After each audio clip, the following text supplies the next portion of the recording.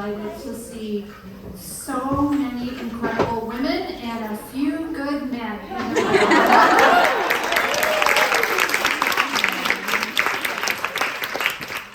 Happy almost International Women's Day, everyone. This is one of our favorite events of the year. Those of you who were with us last year will remember what an incredible conversation we had. And I promise you that we're going to have the same tonight. I'd like to extend a warm welcome to all of you on behalf of Sarah Downey, President and CEO of CAMH, who unfortunately had another commitment tonight and couldn't be here. And in the spirit of International Women's Day, to say to you how proud I am that the chairs of both boards of CAMH and CAMH Foundation are women. So 2 women chairs and 2 women CEOs. Just a sign of the commitment of this organization to equity, and again, delighted to have you all here with us this evening. Before we begin the formal program, we acknowledge that CAMH is situated on lands that have been occupied by First Nations for millennia. Lands rich in civilizations, with knowledge of medicine, architecture, technology, and extensive trade routes throughout the Americas. In 1860, the site of CAMH appeared in the Colonial Records Office of the British Crown as the council grounds of the Mississaugas of the New Credit, as they were known at the time. Today, Toronto is covered by Toronto Purchase Treaty Number 13 of 1805 with the Mississaugas of the Credit. Toronto is now home to a vast diversity of First Nations, Inuit, and Métis who enrich this city. CAMH is committed to reconciliation. We will honor the land through programs and places that reflect and respect its heritage. We will embrace the healing traditions of the ancestors and weave them into our caring practices. We will create new relationships and partnerships with First Nations, Inuit, and Métis, share the land, and protect it for future generations. For those of you who don't know, Womenmind is a community of donors and thought leaders who are committed to closing the gender gap in women's mental health. I suspect that many of you in this room have experienced feeling as an afterthought when it comes to your health care, and in particular to your mental health care. We established Womenmind in 2020 as a celebration of International Women's Day, and then you all know what happened immediately after that. But we're exceptionally proud of the progress that we've made in 4 short years, particularly given that the first 2 years of that was in the pandemic. We've had a number of incredible milestones over the last several years. We've recruited 95 individuals and organizations who are part of this community and have provided their philanthropic support. I'm very proud to say that we've raised $8 million to date.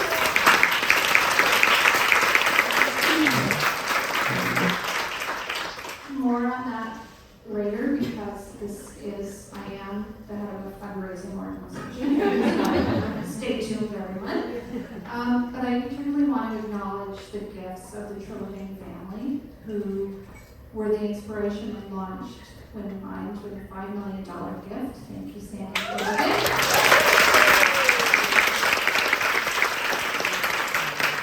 And a $1.5 million gift from Hudson's Bay Foundation, which we all in just 4 short years, we've built this incredible community of champions for women's mental health. We've had other milestones, and you're going to meet some of these incredible women this evening. We recruited the inaugural Womenmind Independent Scientist, Dr. Singla, who will be on the panel, the Treliving Family Chair in Mental Health, Dr. Liisa, who will also be part of the panel. We've awarded a number of seed funding grants, postdoctoral fellowship awards, and leadership fund grants in support of innovative research projects focused on women's mental health and science. In our last impact report, we highlighted projects that ranged from the development and testing of an app that helps women reduce and quit smoking, to helping Ontario medical students and trainees improve the way that they understand and treat women's mental health. Last year, our team members published dozens of peer-reviewed articles to advance women's mental health. All this in 4 years. 40% of the women scientists at CAMH joined the first cohort of the Womenmind mentorship program. 40% of them. It's not only incredible that they joined and participated, but it also speaks to the demand and interest of that community of women scientists who are looking for support in their careers. It would not have happened without the support of the Womenmind community, and we are very grateful for that. I want to note that we're hosting the first Womenmind conference that's coming up April 17th and 18th here in Toronto, with just an incredible lineup with Liisa's dancing, Jenna's dancing. We're all excited. It's going to be incredible. And in addition to that, we're doing so much more that you're going to hear about this evening. Now, I want to do a bit of a quick poll to set the stage for the conversation that we're about to have. Raise your hand if you've ever been told you're too emotional. Okay. If you've ever spoken to your doctor, experienced a medical issue, and were kind of poo-pooed and told, don't worry about it, that'll go away. Yeah. Heard that you should just snap out of it. Get on with it. Yeah. Almost everyone in this room has had an experience like this, where we have felt dismissed or not seen or understood, or our issues not taken seriously. For most of us, we are online. It's where we get a lot of information, and sadly, as we know about too many issues in the world we live in today, much of the information that we read is not real.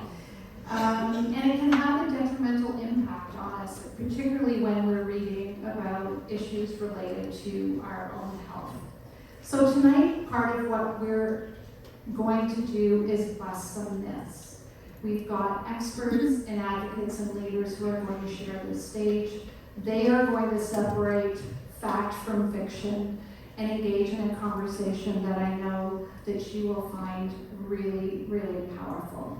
And with that, I am pleased to both welcome the panel to the stage, but first of all, to introduce our moderator for this evening, who will guide the conversation, my colleague, Anne-Marie Newton, who is the Chief Philanthropy Officer at CAMH, and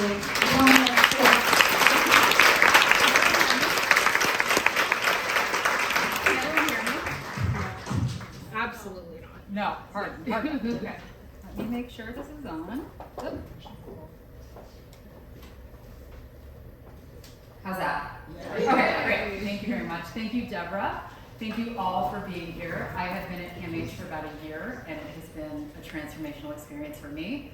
I come to this work because my mom has a really complex mental illness, and it is such a privilege to be part of this group. So thank you so much for having me. We have so much to cover, so I'm going to dive right into introducing our incredible panel. So first up, it is my absolute pleasure to introduce Liisa Galea, Dr. Liisa Galea, who is the Treliving Family Chair.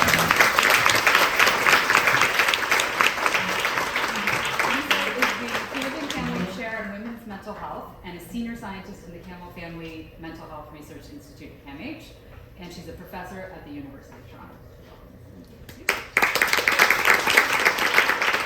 Next up, we are absolutely honored to have Faith Rockburne, who is a lived experience advisor in CAMH's TIDES program and in our simulation center.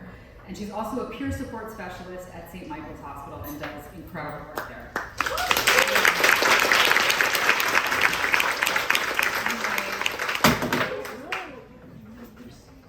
Sorry. They're gone. Sorry. You may recognize Faith from our No One Left Behind campaign, where she does some incredible media spots, and so we're really excited to have her here. Next up, we've got Shakirat, who is our nurse team lead at CAMH's Concurrent Outpatient Medical and Psychosocial Addiction Support Services, so that's the COMPASS program. She's a fellow of the Registered Nurses Association of Ontario Advanced Clinical Practice Fellowship, and she's currently developing a mentorship program for Black nurses at CAMH. So welcome back.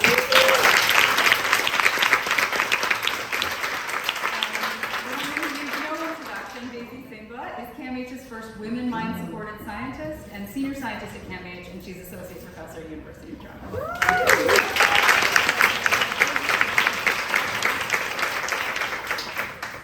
So this topic absolutely resonates with me, and as Deborah was going through the checklist of how women's health gets dismissed, I have a really personal story about that. My first pregnancy ended in a miscarriage. And on top of that being a very sad and devastating experience, my doctor said, it'll just be like a heavy period. And it was not like a heavy period. It was a very distressing and painful experience that I started at home, and I was so worried that it wasn't like what I was told it would be, and I didn't expect what was happening. I went to Emerge. And by the time I got to Emerge, everything had stopped. And so I went to the absolute bottom of the list to get care, which is as it should be. But I sat there for 24 hours and was told over and over that what I had wasn't an emergency. And I would never have gone to Emerge had I known that that was not really the thing that was to be expected. I just was very worried about my own health and thought I was in trouble. So obviously that was a very terrible experience for me. It was a terrible use of healthcare resources, but all of it was rooted in the fact that I was given complete misinformation about what to expect, about a very common physical health issue. So I can only imagine that in your world, when it's mental illness, where there's so much more stigma built in, the myths that proliferate there, especially around women, have an even greater impact. So I'm going to ask each of you if you could maybe just highlight one or two of the most vexing myths you have encountered in your work or in your personal life. So, Liisa, kick it off. Can you hear me? Yes. You can hear me. Okay, great. I've had a bazillion, but I think I only am limited to one or two. Just one. So we have a lot. We have a lot. Okay, really quick one is scientifically, I was at a conference and somebody said, "Oh, there's no such thing as postpartum depression," which I studied, and so does baby study, because it can also occur in men, and we didn't talk about why that's. Yes, it occurs in men, but at very different timelines. But I'm going to tell you a personal story, a very quick one. When I was pregnant with my second child, I had fairly severe nausea and vomiting to the point that I actually lost weight in the first 3 months, and I was told, it's normal. My doctor, who I admired very much, told me, I can admit you to the hospital, and it will go away right away. It's all in your head. And basically, I was sort of told, and not in so many words, but suck it up, buttercup. It's not it's fine. It's nothing physically wrong with you. Fast forward 25 years, and it was just discovered a hormone called GDF15 is a hormone that comes from the placenta, and it has a complex interaction with the maternal genetics, and that causes nausea and vomiting during pregnancy. Why do we know this? Marlene Fezjo, which I'm probably not saying her name correctly, suffered from nausea and vomiting during pregnancy, and she was a geneticist.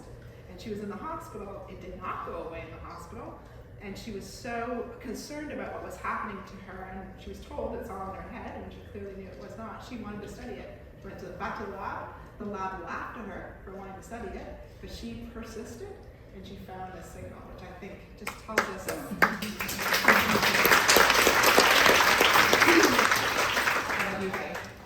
I was just going to say representation matters. It's so important for women scientists to study what occurs to them. Absolutely. Can everybody hear me? Can you hear me? Yes. Okay. I'm loud anyways. I might not even need a mic. Okay, so when I was 16, I developed anorexia nervosa. It was the first crack in my mental health, which had I look back now and I realize that I had depression and anxiety from the time I was born. It exhibited itself, and it was ignored by my parents, and I was criticized for it. But when I developed anorexia when I was 16, and my parents did nothing. And they asked a few friends of theirs, and they were told that's a behavioral problem. And so I'm sure it wouldn't be this way today, but when you think about it, I went to private school, I came from a well-to-do home. I almost died. I got down to 85 pounds and I'm 5'6" tall. So no one wanted to do anything or say anything because it was all about me trying to call attention to myself and make something into a big thing. And I could have died. And if I hadn't seen my mother's meatloaf one day in the fridge, I don't know why, but she made a really good meatloaf and broke me down. And thank God, Mom, because that saved my life. But on the other hand, nobody did anything. You know, teachers at a very expensive school would watch a child dwindle down to nothing because this is a behavioral problem. Shaq? So I have a lot, but I'll pick one story where I was at work and we were just discussing, we were supposed to use one word to describe how we were feeling, and the word of the day for me was rage.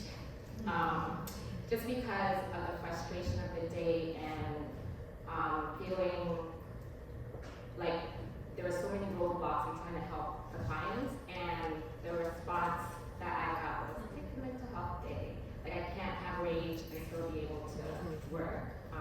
So that was not an acceptable response to me, which I followed up on, but I think generally speaking, women, especially when we speak up or voice our opinions in a way that's strong and, you know, I guess they can look at it as being aggressive, then it's deemed as maybe there's something wrong with you versus, no, I'm just clearly stating what I'm feeling and, you know, the things that I need. So I think that's something that's very prevalent and happens every day. I experience it all the time.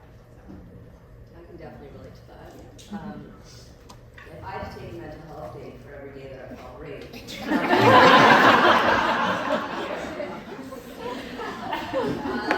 the most vexing thing, I'm going to pick two, I'll be quick.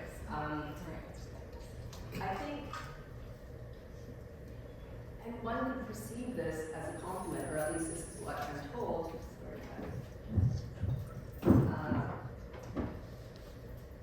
Just this morning, I was coming back from Boston. I was at Harvard giving a talk, and the customs officer said, "You don't look like a doctor." And I'm not exactly sure what the doctor said to you. And I looked at him, basically with the WTF that I have on my face, and he's like, "Take it as a compliment." And I said, that's not a compliment. Anyways, I was able to come back into the country, and that was that.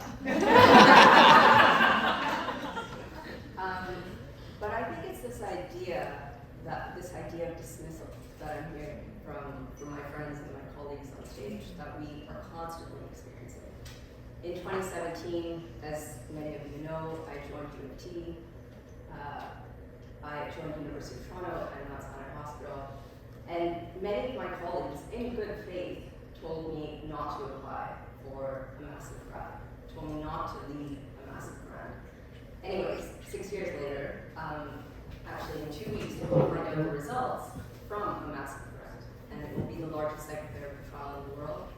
And I'm just so grateful to have this space to talk about these things.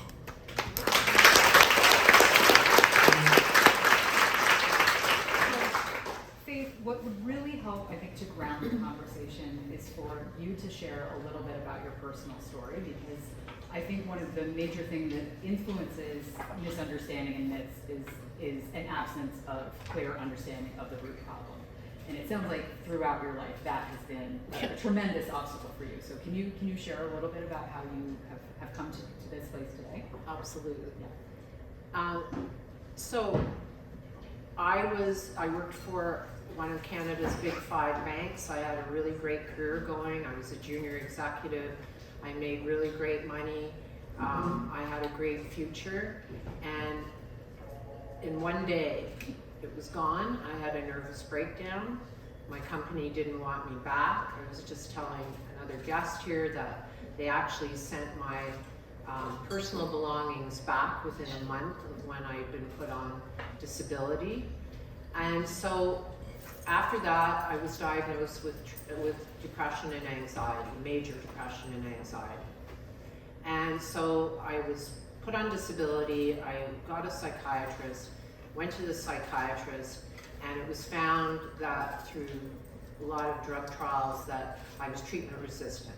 So they couldn't do anything about my depression and anxiety, which if you've ever been in that situation, I think is one of the most dreadful things that you can hear, because depression and anxiety are such terrible diseases. And again, I think we talk about dismissal. Depression is like, oh, well, we all get depressed.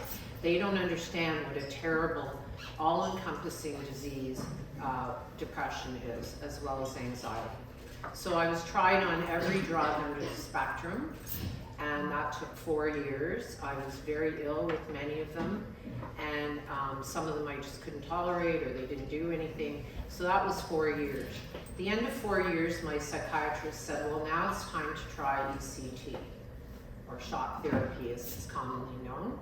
And so I went through that, and I kept my depression, but I lost my short-term memory. And then I went to my doctor and I said, so what happens now? And he said, nothing. I have nothing. And so after that, and I can't believe that I actually was able to do this, because we have to remember this is a very mentally ill person. Now being put in the position to find your own care, find your own solutions. You get out there and you find it. And through much digging and persevering and everything that I shouldn't have had to do, I finally found a clinic that specialized in treatment-resistant depression, and I was able to find a solution for that. But that took in total almost 10 years, so that's 10 years out of my life.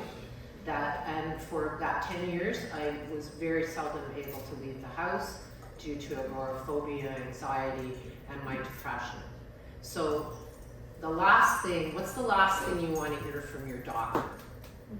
Can't help you. I can't help you. Exactly. I got nothing. So what I learned from that, and what I'm very passionate about, is the fact that when we look at it, more than 30% of people with depression and anxiety are treatment resistant. And I would say that if more people came forward for treatment, that number would be much higher. That's a significant number, even if we look at 30%. Why was nothing in place to go, okay, if the patient doesn't respond to this, we go this way? There's a path.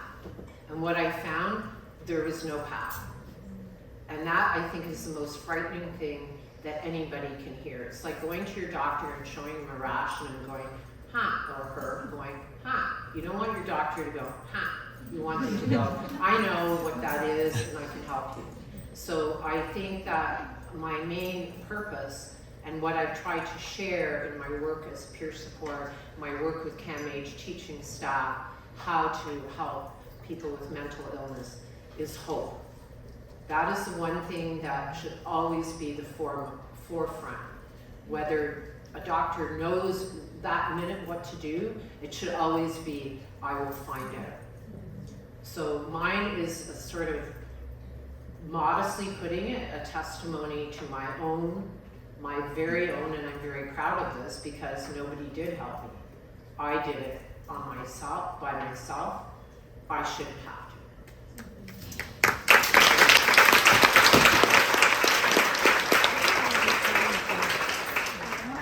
Shaq, I mean, you see this from the clinician perspective in terms of, you're a frontline worker, you've been in nursing for over 10 years.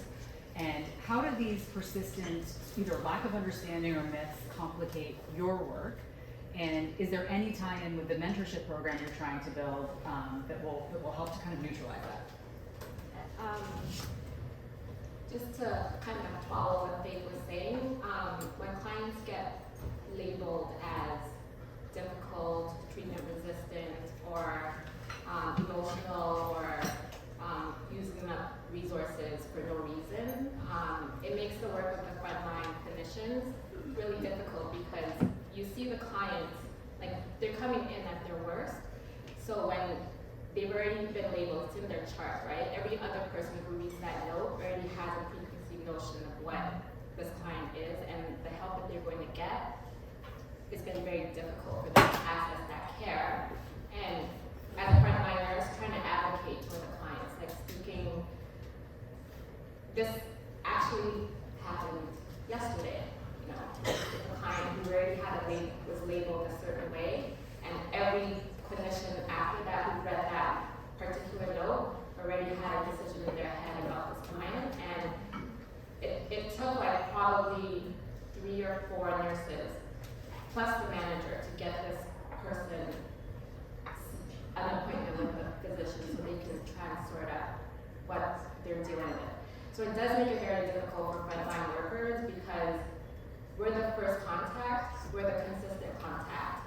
And when clients are sharing their experiences, their frustrations, kind of what it is that they're looking for, we have to be the voice to be able to pass that on to really the physicians.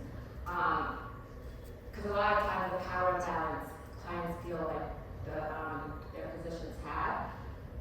And clients, it's not for them to understand, but as a nurse, I sometimes don't have a say either, right? I can try and advocate, I can try to be a voice for the client, but at the end of the day, it doesn't really get anywhere unless, unfortunately, sometimes if we can get, lean on, which I've done before, find a male clinician who's on my side to speak up, because sometimes my voice is not going to be heard, right? In doing the work that I do, I work with some great female NPs who can see clients diagnosed, they can treat, they can prescribe, and they're discounted or dismissed by male physicians because they don't think that what they're doing is as good as what they're doing. So I think the mentorship piece is really important because mentorship opens up like conversations, and I think the way to make change and to continue to break down myths is to talk about it and to share your experiences. Mentorship for me is, having been a mentor and a mentee, being able to see where someone else has been and get advice from them, right? The women that have walked ahead can kind of try and guide you not falling into certain pitfalls that they've experienced already, and I think that's really important. Mentorship, one of the important things for me about it is that having someone who's a good mentor and who's on your side, that is a positive thing for your mental health, right? That's how it works for me. It's a positive influence for me in my mental health, and it spurs me to want to keep going and mentor somebody else, and also then be able to provide and advocate really for clients when they come against those roadblocks that what they're feeling is not real, they're being emotional. Sometimes seeing if like a mother comes in with their loved one, with their child, well, that's what mothers do. So they're just being dramatic, or they're caring too much, versus if a man comes in with his kid, and this kid must really need help because the father is here, right? Because mothers are expected to be that care and to be there all the time, so when they are, it's not that important, right? So that makes it difficult to do the work, but that's the work that I chose to do, so I think it's important. And I don't want to lose sight of the fact too that nursing is a heavily female profession too, so the caregiver mental health aspect is absolutely critical, as we learned from the pandemic. Can you talk a little bit about sort of how that has been for you, and whether you see sort of improvements now that everyone recognizes how critical your role is? Small improvements. There's still lots of work to be done, and I think sometimes for clients to see, mostly women who are doing this work, for some clients it's a comfort. For some clients, it's like I've had people ask me for my credentials, right, to see if I'm like a real nurse. After I introduce myself to them as their nurse, they want to see my credentials. They don't ask that of my male counterparts, right? So I think there's still lots of work to be done. Nurses are burnt out, and I think one of the things that was highlighted during like the pandemic, this misperception that women do it all, so they can do it all, but it's not, right, it's not something that's not tiring, and someone saying they're tired doesn't mean they're not capable. They just need a break, and they need the support to be able to continue to do the work.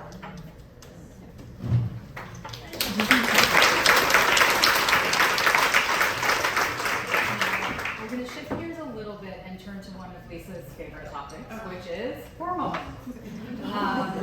We hear things like women are more emotional and sensitive. You hear that in your work all the time, Chuck. They're lashing out because of PMS or menopause, or they're hormonal because they just had a baby or they're pregnant or whatever. So what grabs me is just that absolute triviality that is assigned to any female sort of issue or women's issue. So what role really do hormones play in women's brains and behaviors, and do we even have enough data and research to support evidence-based treatments that factor in these types of things that are specific to women?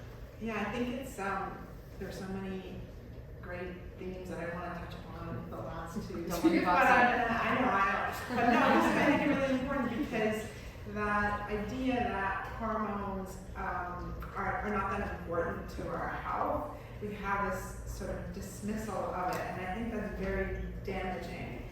There's also another sort of part that's like, oh, I'm divorced of my hormones, and so therefore I'm not going to talk about anything or express any changes that might be happening with us. I know that's damaging. So we already know that hormonal transitions are a significant period of risk for people in people's lives. So across menstrual cycle, postpartum, during pregnancy, postpartum, perimenopause, menopause, those are all really significant times of risk for mental illness and other disorders as well. But I also want to bring it back to one little point, which is that the narrative is that women are hormonal, but actually men have daily rhythms of their testosterone levels, and they drop as much as 50% across a day. So testosterone levels every day drop 50%, right? Women, we have estrogens and progesterone that fluctuate, across a 21 to 28 day cycle. So I have one question for you, which is, who's more hormonal?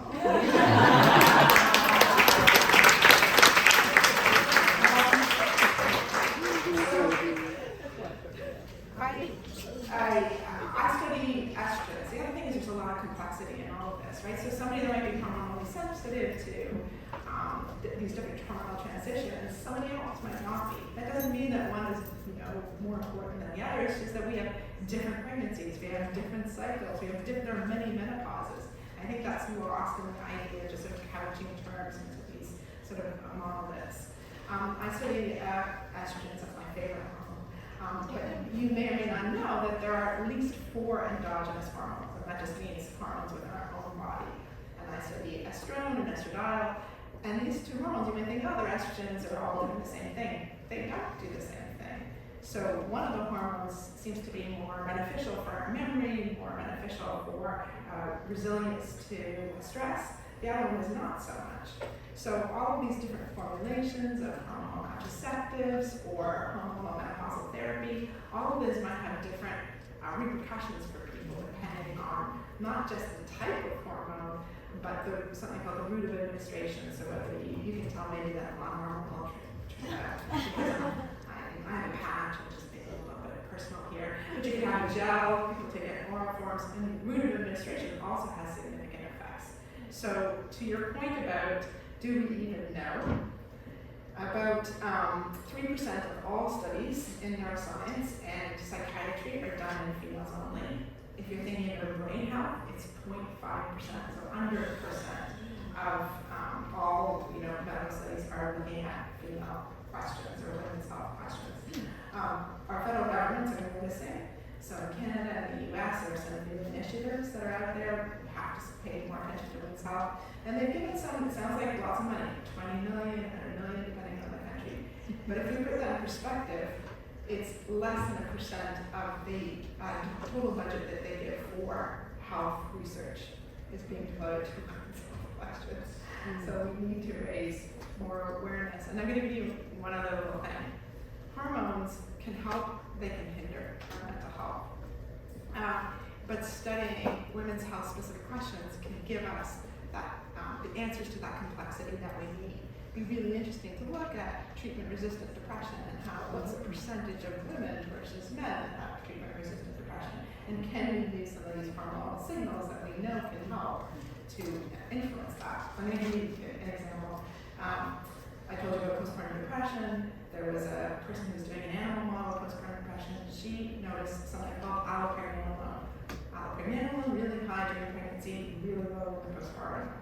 And it turns out when she noticed when she gave back allopregnanolone postpartum, that benefited. So it alleviated all the symptoms of depression.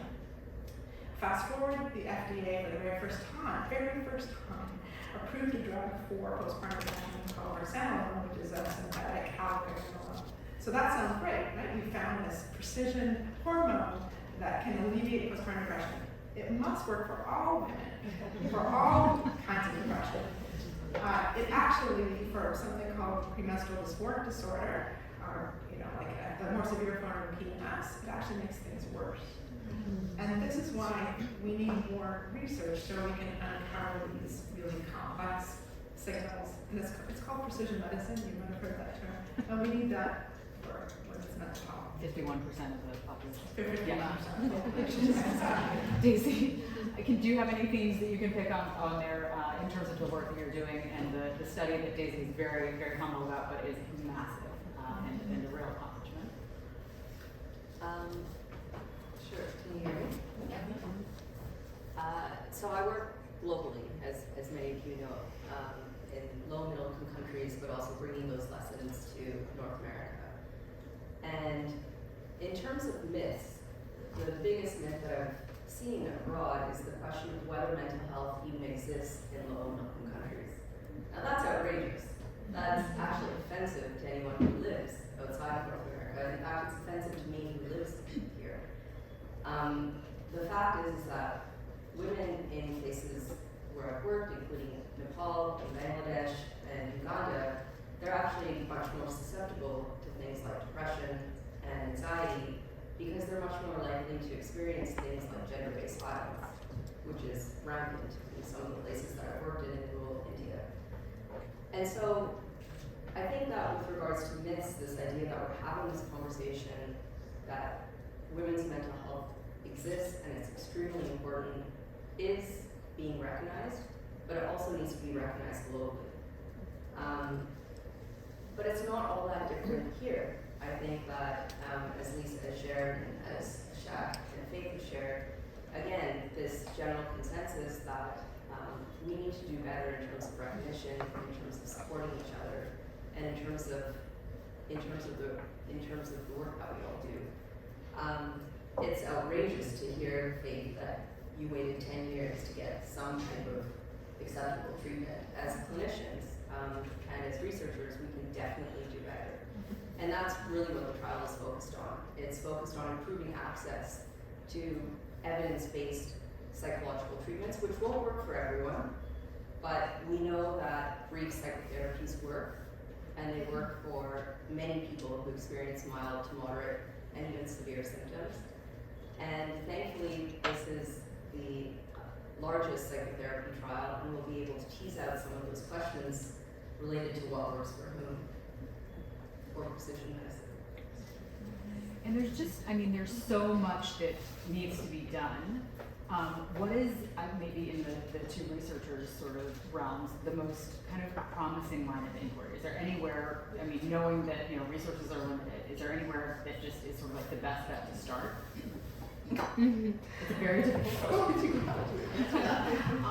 I think that I am comforted by the fact that there is more acknowledgement that we're not all the same, and that we need this form of precision medicine. What I think is really interesting, and that there are these women's health initiatives out there, because I really, really, really do believe that if we pay attention to sex and gender, we're going to get much further in terms of the answers to health. So I'm gratified that I see that out there.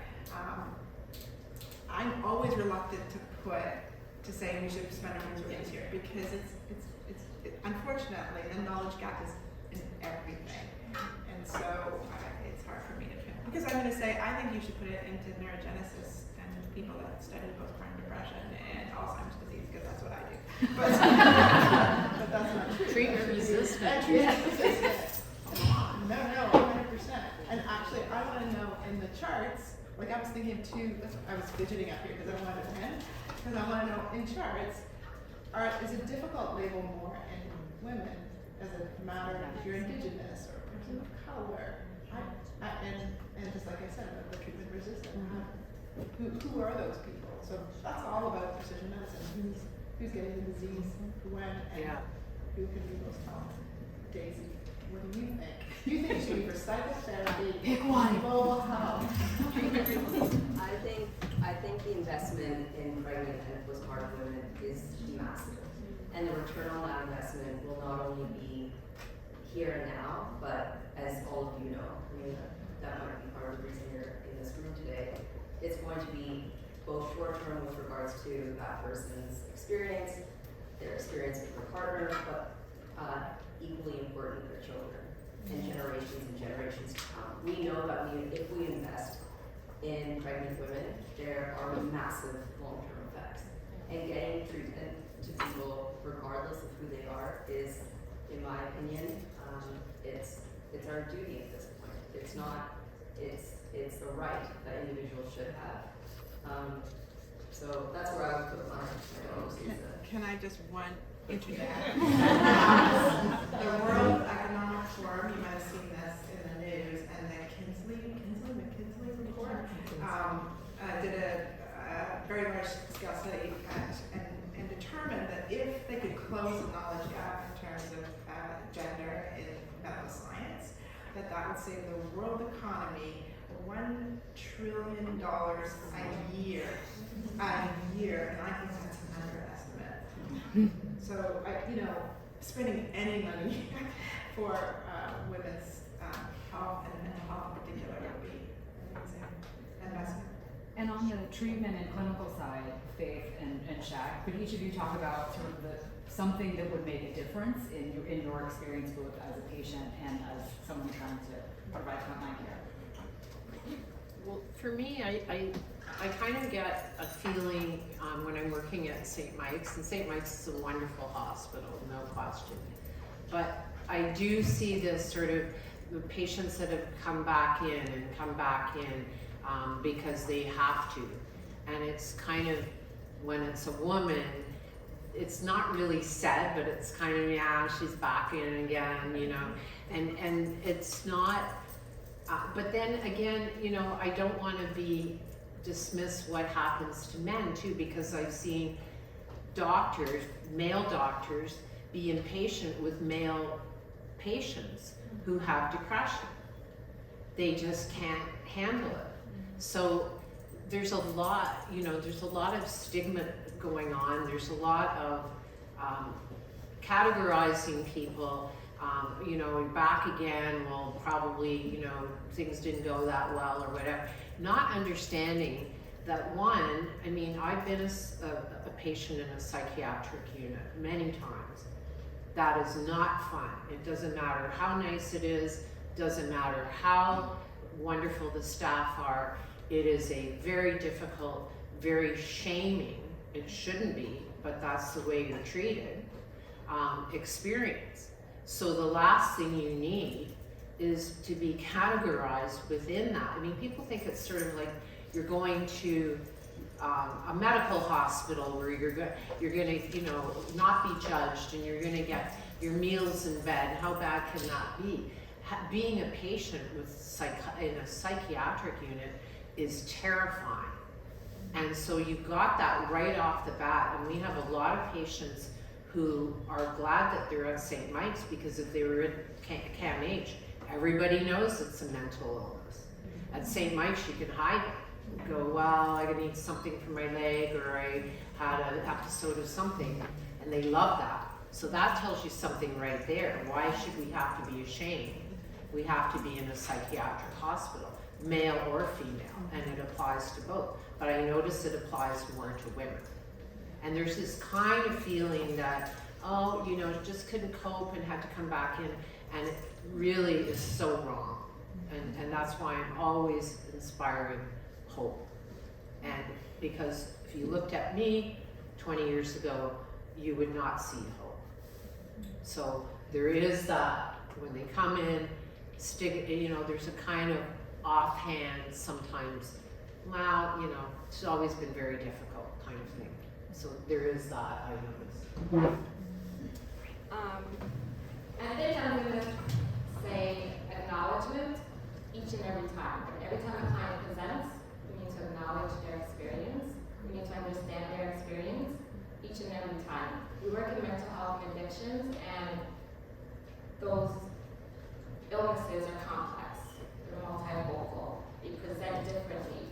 This client with a specific diagnosis and this client, they can have the same diagnosis, they're going to present differently depending on what they're dealing with on a particular day. So to have a client come in today on their initial intake, right, they get the red carpet because they're new, right? But now they're coming back repeatedly. They came for a reason, right? They have a mental illness and addiction issue that they are trying to work on. So the fact that they're even coming already should be acknowledged. It's not an easy thing for someone to acknowledge or to start trying to work on their mental illness. The stigma is still there.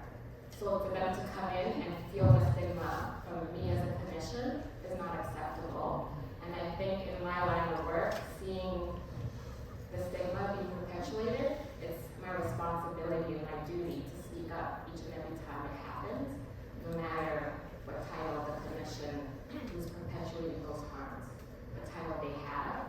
So I think for me, just acknowledging a client, doesn't matter how many times they come, right? I've seen clients, we love to chart in our notes, client discharged, come back if you're experiencing any of these things or you feel like you need the help, and they come back, it's like, why are you here? Yeah. Well, you just told me I can come back, so, right? So I just think acknowledging people, no matter what stage of their recovery they're in, each and every time, and making them feel seen, making them feel heard, is our duty, is our responsibility, and until that happens, there's going to be lots of people waiting 10, 15, 20, 30 years to get their illness treated and acknowledged so they can feel like they are part of our society. We have to do better.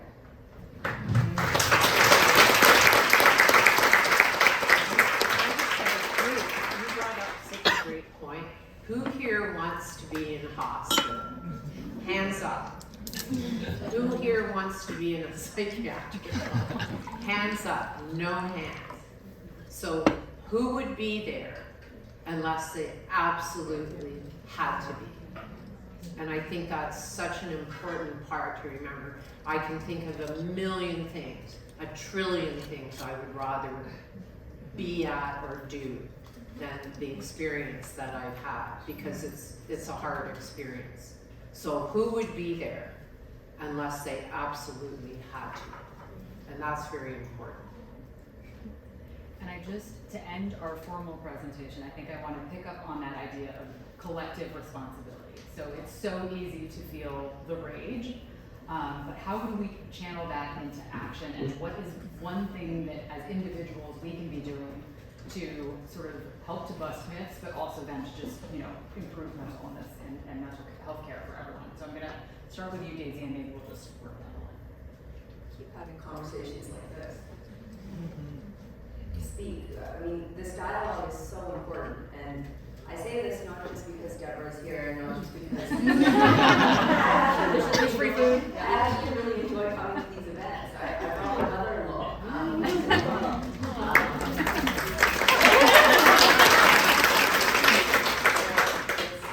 These dialogues are so important. The same thing, we have to continue to have these conversations, we have to continue to put it in the spotlight so the funding can be there, so the researchers can do their work, so the clients can get the help that is needed. Just the conversation.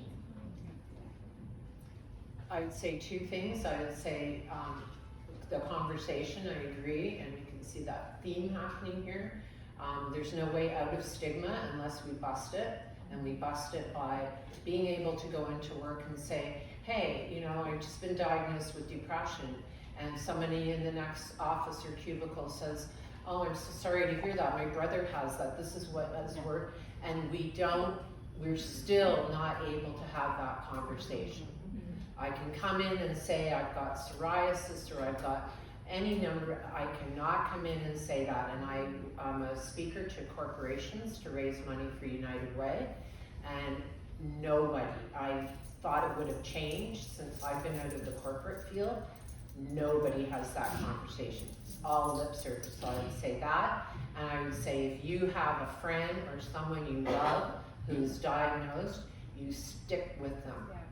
Because one of the hardest things for me was I lost most of my friends. When I was diagnosed, almost everybody disappeared, including from a company where I worked for 10 years. People had been to my wedding, they'd been to my home. As soon as I had a mental illness, if I had a broken leg, it would have been flowers and candies and balloons, and I always say there are no flowers for the mentally ill. So it's so important to me is that you stick by people that you care about and be there for them, and not be hiding it, be there and let them talk openly about it. And yes, it can be very hard, but we have to be there for each other. I'll follow up on that and just say, I was going to say something else first, but I'll just say that breaking open these conversations is really important. Listening is really important because listening gets us knowledge, and knowledge is power. But the other thing that somebody mentioned was they're difficult conversations, but those out of difficult conversations we grow as people, right? And so I think it's super important to have these kinds of conversations because then we can bust the myths about menopause and menstrual cycles and treatment-resistant depression. And then the thing that I think is probably very important is to donate to things like Womenmind.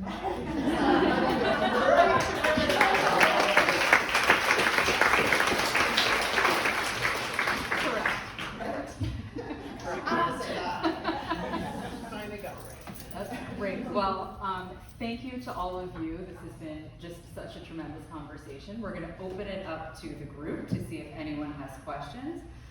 There are mics circling around, so we will come to you, and my friend Candace over here has a mic, and Caitlin has a mic here, so we got many hands. Zoe has a question here. It's not a question, but rather a commentary. You mentioned, would anybody want to be in a hospital with mental health, all that stuff, no with their data. I literally wanted to shoot my hand up, honestly, because I did a tour at CAMH, and I think that because the conversations are so open, the staff are welcoming, and I think that there's so much being done from a research capacity that it's a place that you actually want to be before you're in a crisis. And I think that that's something that is a testament to the people in this room. And I think that if we think about this along our progress and the conversations that we're having, it shouldn't be at the tail end when somebody is isolated and they have nowhere to go and have to navigate it all on their own, that they are able to seek help. And I think that CAMH is doing a really good job in terms of breaking those barriers. Thank you for saying that. And the other statistic that I think is so important to put out there is I find it really odd that mental illness has such a stigma still, because 1 in 2 people across our lifetime will have some form of mental illness. That means pretty much at least 50% of us in the room. Like it's either us or someone we love. And so we gotta stop being so quiet about it and talk openly about it. And that's the way we're gonna break down some barriers.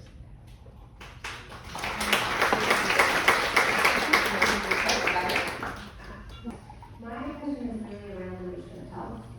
More and more we're seeing that it's not so much, or at least in the conversations I've had, that it's not so much about mental health or physical health, it's health. And that the two are so deeply integrated. When you are going through something, it can present physically, or women don't have avenues for support, so it goes inward into the body and other things develop. And so I just wanted to hear from the panelists, maybe starting with Daisy and going across, your perspective on that, if there was any sort of reflection of that consideration in the research, or how that's being integrated at this stage, because it's still so early on, but we're seeing with all the autoimmune issues and how, really it's all one. And if you we fix one and the other could be fixed. It's not so much about Band-Aid, so I'm just curious to hear your thoughts on that. Yeah, thanks so much for bringing that up. You're talking about the intersection between physical and mental health, but I know You come into our clinic asking for help with their physical health. And I want to be able to help, but that's not what my clinic does. So now, spending time trying to connect them with the primary care in the community and get roadblock after roadblock, there's no doctors, there's a long wait list, go to a walk-in. That's not good for anybody's physical or mental health, so it's very interconnected. Anything to add? Jake? Well, obviously there is body and mind, and it always amazes me that we don't get that it's all one outfit here. And obviously it's got to be connected. I think one of the things that shocks me still to this day is how late in the game we got even close to psychiatry. If you think about it, we had Freud a long time ago, and then we had Jung, and that was sort of it. Yeah. And I mean, physical medicine developed, you know, very slowly, really, compared to other things. I mean, we had all this technology before we had antibiotics. So if you think of the brain, it's lagged even further behind because no one thought it was a thing that could get sick. And why wouldn't it when it's part of the body? So the thing that shocked me about being diagnosed with depression was I couldn't believe the physical manifestation. And I think this is where another myth comes in. Oh, they're lazy. Look at them sitting there. Can't get out of bed. Well, that's because it's not like the fatigue of I worked a hard day. It's a fatigue of I've been sick with pneumonia and I can hardly move. And people don't understand when we're talking about physical, the connection. Depression, I know for sure, has an immediate physical. I mean, there's lack of, you can't sleep, you can't eat or you eat too much. The fatigue was unbelievable. So the two things, I'm just shocked that people don't get how they wouldn't be connected. That was a great question. Deborah, first of all, this is such a wonderful event, so thank you so much for, thank you. Okay, hi. This is a wonderful event. Thank you so much for putting it on. That's the first thing I want to say. I've never been to an event like this before, so it's really great and very valuable. My question is about youth, and the reason for my question is I'm a long-time public school educator. I've always been in special education, essentially, the students that would struggle the most. And when you are in that field of education, it's ironically helpful because you get to see a lot of inequality when you're working with those kind of students and their families. And a lot of them shouldn't actually be in special education either. So there's a lot of issues that I see as an educator with youth not having their holistic needs met. It's all about kind of packing them full of the kind of information that is so outdated now, you know, in terms of what makes a functional citizen and what makes somebody valuable to society, right? So we changed tremendously. The school system has not caught up with what youth really need right now. And so that's one thing. Another thing is that I saw after teaching high school for 15 years, a really significant uptick in anxiety and depression and other kinds of mental illness, but specifically anxiety and depression. I don't know, I'm not a psychiatrist, but I know the world is changing tremendously. The youth are definitely feeling it. And they're going to be walking into this world now as adults, right? So my question is, are you doing any work with school boards, first of all? Have you thought about doing any work with school boards? What is that looking like? What could it look like? I'm really curious to know. Sure, maybe I can start. Yes, please. Okay. I've worked with school boards, but I'm rural India. I believe that if you can do something in the most low resource areas in the world, I'm not talking about human resources here, I'm talking about the lowest financial resources in the world, then it can be implemented anywhere. And so what we actually did was to train teachers with basic psychological skills, things like empathy, things like looking out for what we would call in CBT negative thoughts, looking to improve the school climate, looking to improve interpersonal skills, reduce bullying, and essentially examine that in relation to adolescent health and mental health outcomes. Can that be done here? Absolutely. Absolutely. I think, there's a common stat out there that 50 to 51% of youth are experiencing depressive and anxiety symptoms.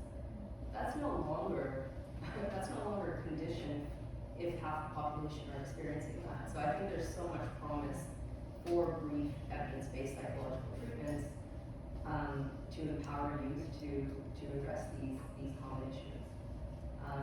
It's certainly an area that I've worked in before, and certainly an area that I've worked in clinically. And we will see what happens next with regards to school boards. But I think the potential is limitless. We women, and this is a gross oversimplification, we talk. We talk to our girlfriends. We may only have one, but we do talk. And so we're not really the audience, because we already talk. But the men in our family do not talk. The men in our lives don't. And they're 50% of the population too. They have, as in my family and many of yours, we all have people in our family with significant mental health issues. They say, yeah, okay, and what was that score? And how do we get to the other gender? I've tried. I'm 74 years old, I keep trying. But it definitely is a problem in terms of our communication. You hear after let's talk, oh, well, we've broken the stigma. We have not broken the stigma. Maybe in this room, but certainly not in the population at large. And depression is a huge issue. Oh, well, why doesn't she get off of her bum? Because all of us have heard that. And we know that that's just not an appropriate. I'm going to take you to task on something. Women talk. When I started to go through menopause, I thought I was dying because my periods were really heavy. They were much more painful. No one told me that. I knew a lot more about starting the menstrual cycle because people talked about that, but very little about ending it. I knew a lot more about pregnancy and symptoms that I was having during pregnancy. I knew very little about the postpartum. So I even think among, not to necessarily bring in my gender, but I even think among women, we don't necessarily talk about all of our physical and emotional anxiety. You're right. No. But you're also absolutely correct that they're difficult conversations to have, and I don't have the answer for you because I've certainly tried with my own spouse. Your mother-in-law's here, you can't really talk about it. But It would be surprising.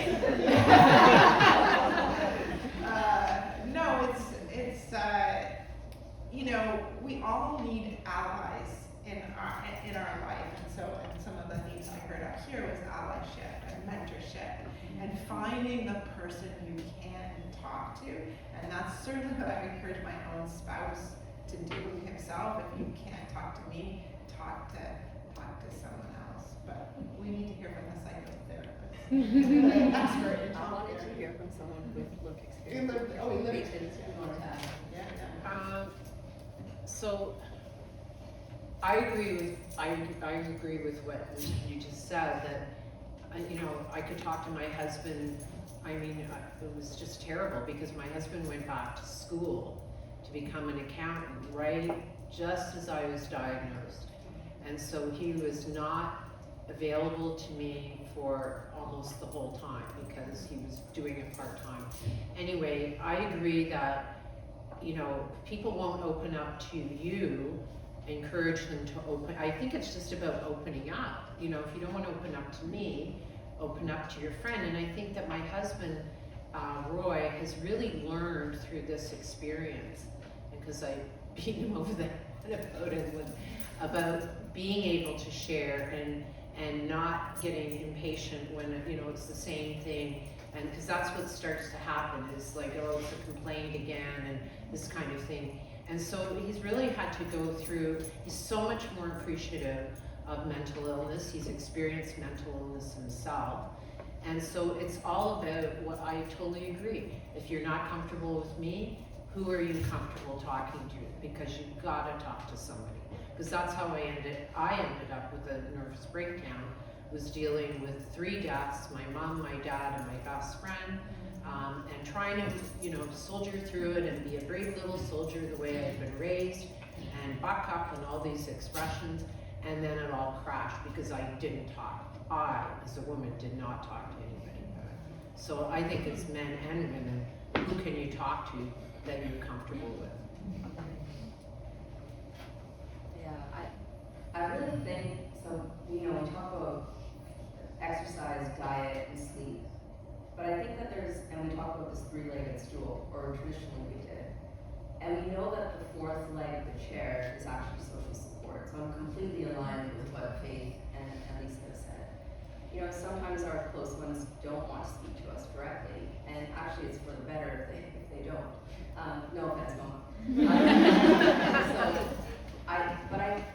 With regards, and I'm not going to lean into this specific example, but I think it also, with regards to mental illness, I think it comes down to what do people care about.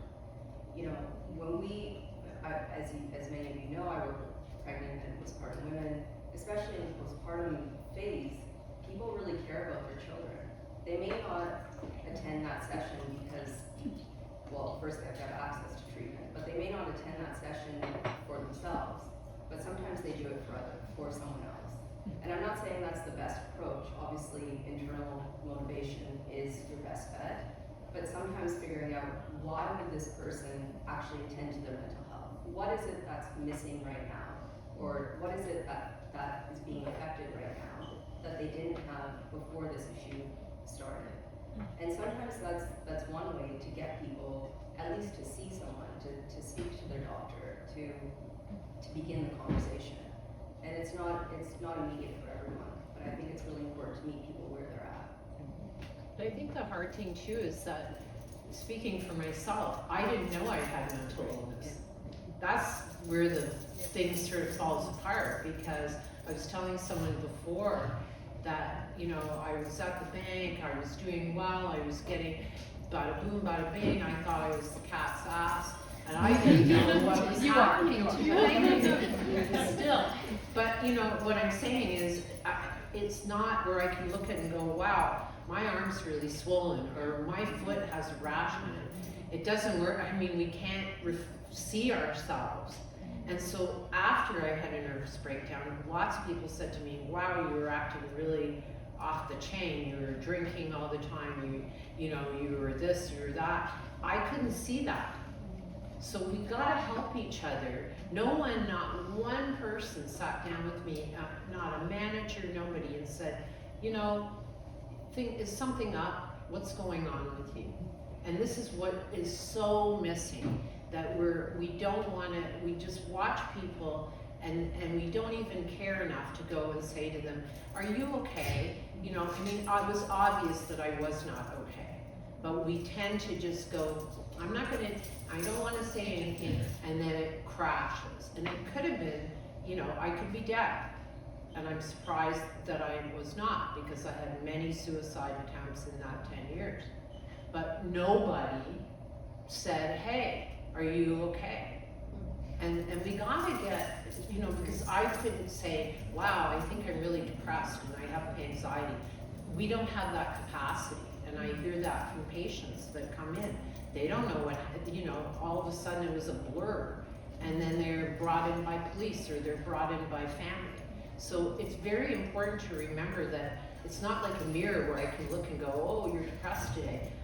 These things can be happening and we don't even realize it. In the UK, I think they have 2 to 4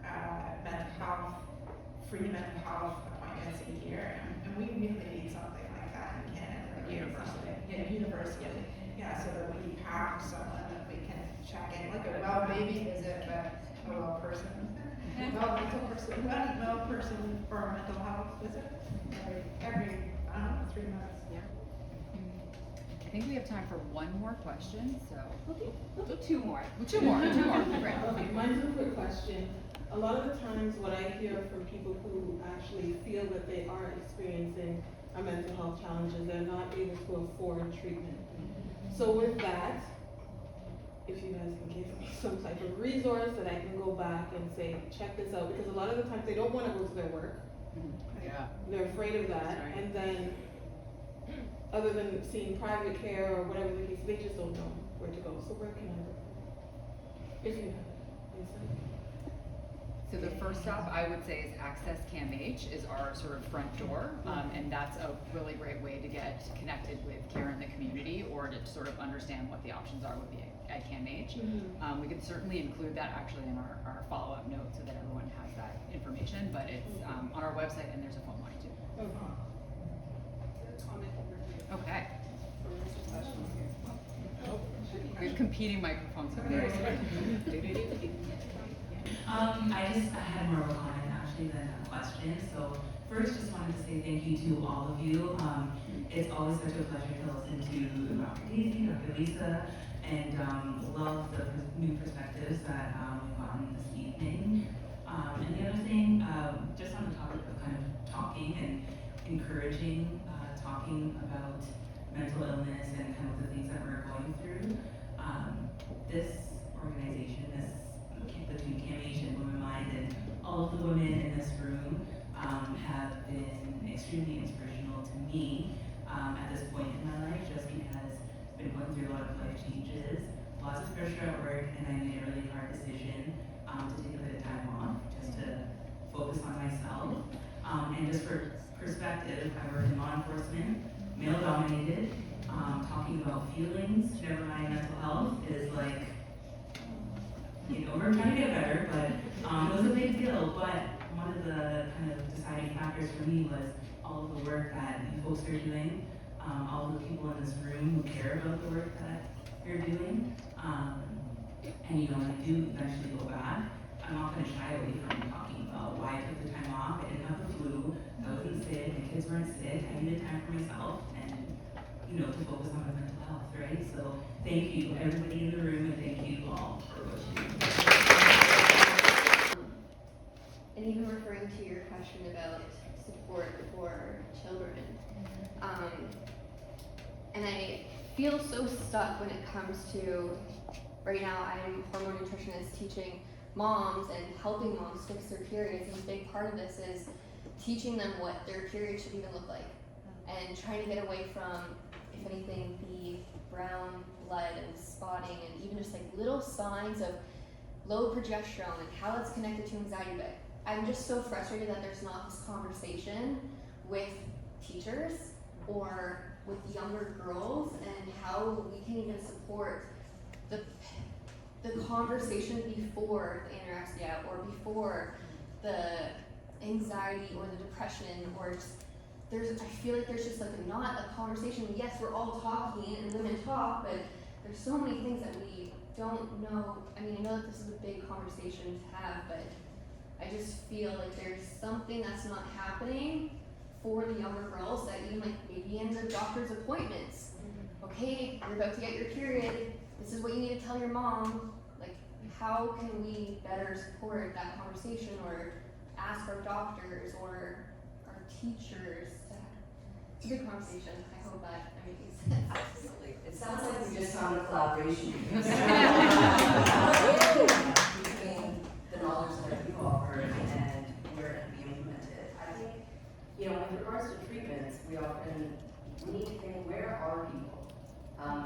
To the point that Faith made, most people, well, there might be exceptions, most people don't want to be in an inpatient unit. And so before individuals get to the point of some of the conditions that you spoke about, where are most teenage girls? They're going to school. And offering this kind of education in school systems is precisely what we strive for in global health, and there's no reason why we can't do it here. Yeah. Can I add something? Please. Yeah. So to that point, I think we live in a kind of multi-diverse kind of environment, right? So a lot of times, in my experience with some of the younger girls that I've worked with, we can have those conversations with them, but culturally speaking, if that's not something in their culture that they're even allowed to talk about, giving them that information without educating their family or somehow being able to involve them in the conversation, it makes the young girls feel like they're doing something they're not supposed to be doing, right? So we have to kind of somehow try to attack it from that way too, but I'm not sure how. So, it's so interesting you said that, because I was just going to talk about taboo subjects. And periods shouldn't be taboo. Menopause shouldn't be taboo. Pregnancy shouldn't be, nausea, vomiting, during pregnancy shouldn't be taboo. We should be able to speak about these things really freely. And I know, I haven't read it, but Jen Gunther, who we know, has a book out right now, I think it's called Blood. And it's sort of about taking back the conversation, like it's okay to talk about the menstrual cycle. And to your point about culture, in the U.S. and in some states, because I love hormones, I have a lot of science friends that also love hormones, and they talk about the menstrual cycle in the courses, and they're not allowed to now. They have to take out that content from like in universities.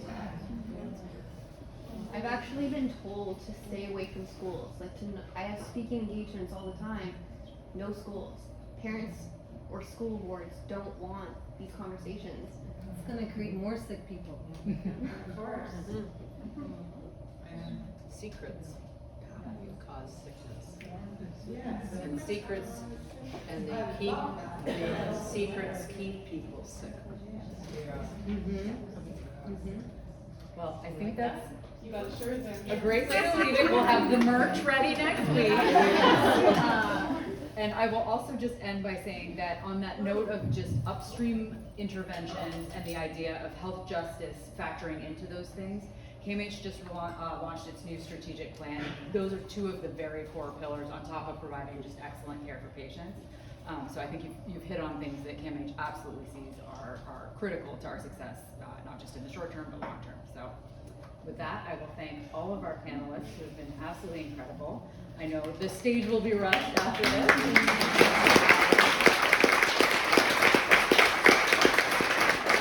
Deborah is going to bring us home, so we'll invite Deborah back up. And maybe we should turn our mics off, I think. Oh. Yeah, so we don't blow your ears out. Let me start by saying, Anne-Marie, thank you for beautifully moderating the conversation and setting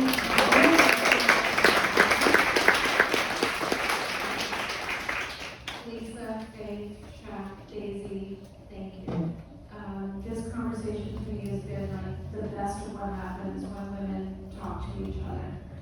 Funny, smart, you learn something, there's a little dash of spice in there to make it a little angry, but most of all, a sense of community. I shared at this event last year that during the pandemic, I experienced kind of the perfect storm. Remember those early days of the fear and anxiety that we all felt? I had that. Work was difficult and stressful, and I was going through menopause. Is when I learned that menopause was more than hot flashes, and I didn't think that I could talk about it. I needed to get help. My family doctor told me that there was basically nothing that could help me. As a breast cancer survivor, that limited some options for me. I felt alone.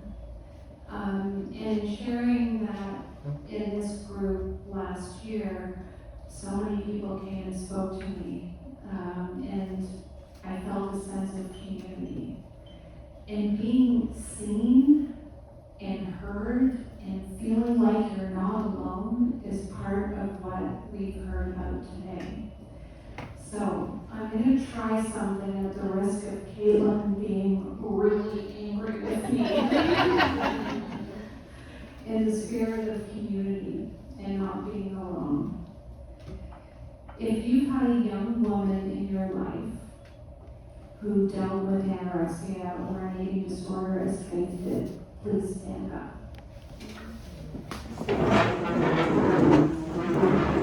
If there's a woman in your life that you know has lived with anxiety or depression, please stand up.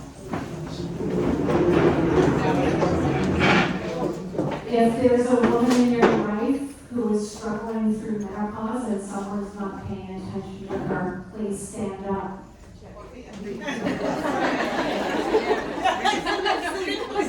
I'm running out of questions to ask you, but the reason I ask these questions and ask you to stand is first of all to say you and they and we are not alone. But what you heard from this group tonight is we don't know enough. And we need to. And this group is the power of a community to help us unlock all of what we don't know and to give to all of those women in our lives what Faith has said we need most, and that is hope. And so I'll go back to what I said at the beginning. We set out 4 years ago with a $10 million goal for Womenmind. We've raised $8 million. You can help us close that gap in fundraising, and you can help us close the knowledge gap and the hope gap for the women in our lives. My colleagues are here. We've got a table across from the bar where you can find out more about how you can help us, because we need you and we need each other. As a follow-up to tonight, you'll get some information from us, including a link to our Grand Rounds event that's happening on Friday. Dr. Galea and others will be participating in that panel. We hope that you can join us and keep the conversation going. We need you. Tonight should be the start of a journey, not the end. I hope you'll enjoy the rest of the evening. I've probably not told you everything I'm supposed to, so I apologize, Caitlin. There's still food and drink and conversation to have, so enjoy the rest